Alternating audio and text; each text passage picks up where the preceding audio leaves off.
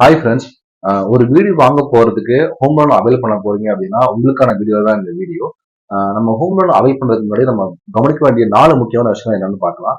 First வந்து பாத்தீங்க அப்படின்னா நீங்க கம்ப்ளீட்டா டெப்ட் ஃப்ரீயா இருக்கணும். உங்களுக்கு எந்த கடன் சுமையும் இல்லாம நீங்க வந்து ஒரு ஹோம் லோன் அவைல் பண்றதுக்கு தயாரா இருக்கணும். செகண்ட் ஒன் பாத்தீங்க அப்படின்னா உங்க வாண்ட்ஸ் அண்ட் நீட்ஸை பூர்த்தி பண்றதுக்கு உங்களுக்கு அட்லீஸ்ட் ஒரு 6 மந்த்துக்கான ஒரு எமர்ஜென்சி கார்பஸ் இருக்கணும். நம்பர் 3 வந்து டேர்ம் இன்சூரன்ஸ்.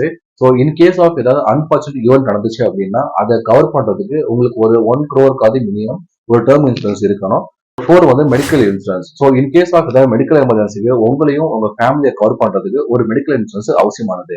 இது எதுவுமே நீங்க வந்து பண்ணாம ஒரு ஹோம் லோன் அவைல் பண்ணீங்க அப்படின்னா ஃபியூச்சர்ல நம்ம வந்து ஒரு பினான்சியல் ஸ்ட்ரகிள மாற்ற அளவுக்கு ஆஹ், ஏதாவது ஒரு இன்ஸ்டன்ஸ் நடக்கலாம். ஸோ இந்த மாதிரி ஃபினான்சியல் கண்டென்ட்டுக்காக என்னோட அக்கௌண்ட்டை ஃபாலோ பண்ணிக்கோங்க. யூடியூப்லயும் மறக்காம சப்ஸ்கிரைப் பண்ணிக்கோங்க. ஸோ நெக்ஸ்ட் வீடியோல பாக்குற வரைக்கும் பை கைஸ்.